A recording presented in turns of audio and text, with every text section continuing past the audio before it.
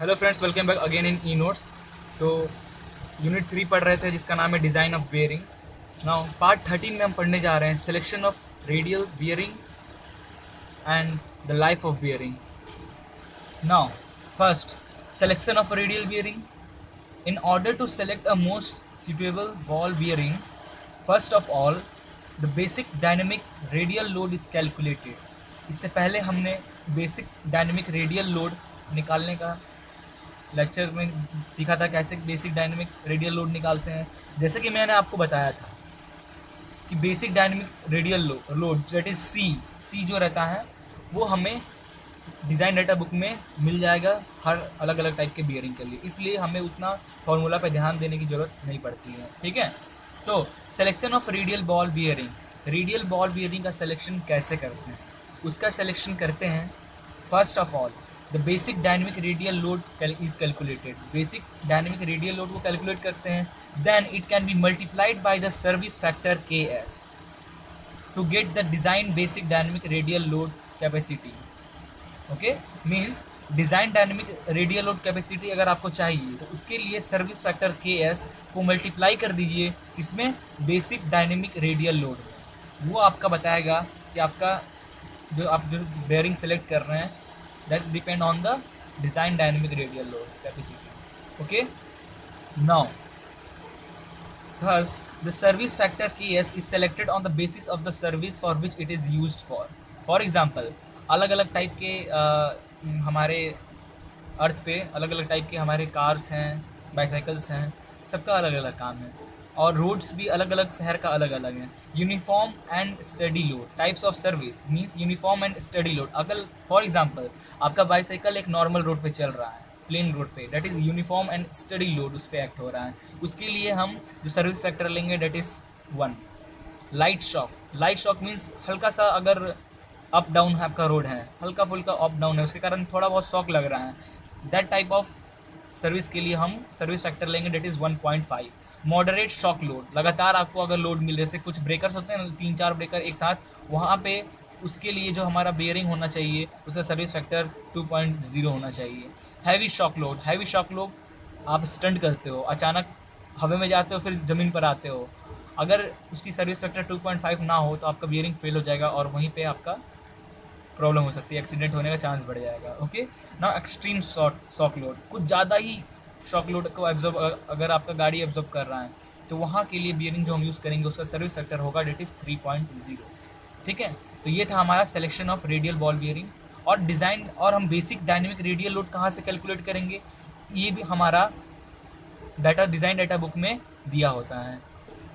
For example this is the table of basic static and dynamic capacity of various type of radial ball bearing. ऐसा data book में आपको ये table मिलेगा जिसमें bearing number, आप bearing number कौन सा बियरिंग नंबर यूज़ कर रहे हैं वो चूज़ कर लीजिए ना। उसका स्टैटिक, अगर आप single row deep groove ball bearing use कर रहे हैं या फिर single row angular contact ball bearing use कर रहे हैं, जिस टाइप का बियरिंग यूज़ कर रहे हैं उसके लिए हमारा स्टैटिक लोड क्या पड़ रहा है।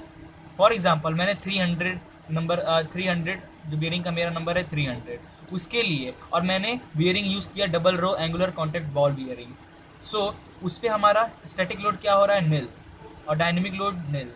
फॉर एग्जांपल अगर हम 201 बियरिंग नंबर यूज़ कर रहे हैं और बियरिंग जो यूज़ कर रहे हैं that is double row angular contact ball bearing, उसके लिए हमारा क्या हो जाएगा, static load that is 5.6 and this is 8.3।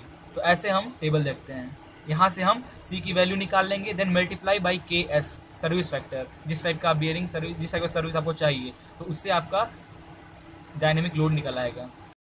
Okay, I think आपको ये selection of radial ball bearing अच्छे से समझ में आ गया, कैसे हम बॉल बियरिंग का सिलेक्शन करते हैं। नाउ सेकेंड है life of bearing. Life of bearing में life of bearing is defined as number of revolution which the bearing runs before first evidence of fatigue develop in the material of one of the ring और any rolling element. इसका मतलब क्या हुआ, ये आपका shaft है, okay, और ये आपका बियरिंग, ये बियरिंग रोटेट हो रहा है। तो लाइफ ऑफ बियरिंग हमारा डिपेंड करता है कि आपका कितना नंबर ऑफ रिवॉल्यूशन आपका बियरिंग लिया है। जब तक उसमें सबसे पहला निशानी ना दिखे क्रैक होने का। जैसे हमारा for example bearing rotate remove कर रहा है, आप उसे काउंट करो कितना बार ये रोटेट कर रहा है। जैसे आप उसमें देखोगे कुछ फैटिग, फॉर एग्जांपल है हमारे इनर प्लेट का जो ये डायमेंशन है, इसमें क्रैक्स आ गए हैं। जैसे आपको क्रैक्स का साइन दिखेगा, आप वहाँ पे स्टॉप करो और that revolution is the life of bearing, that's number of revolution is the life of bearing. Now rating life, इसमें एक टर्म आता है, that is rating life of a group of identical ball. Means अगर आप group of ऐसे बहुत सारा bearing ले लें, फिर उसमें आप चेक करें उसका रेटिंग लाइफ क्या है। So rating life of a group of identical ball और roller bearing is defined as the number of revolution, कितने बार रिवॉल्व कर रहा है, that 90% of group of bearing complete before first evidence of fatigue. Okay, now its value depend by the service where you use और which table. आप इसका table मिलेगा हमारा रेटिंग लाइफ का, मैं दिखा देता हूँ कैसा टेबल होगा। उस टेबल से आप चूज़ करेंगे कि आप कैसा यूज़ करना चाहते हैं।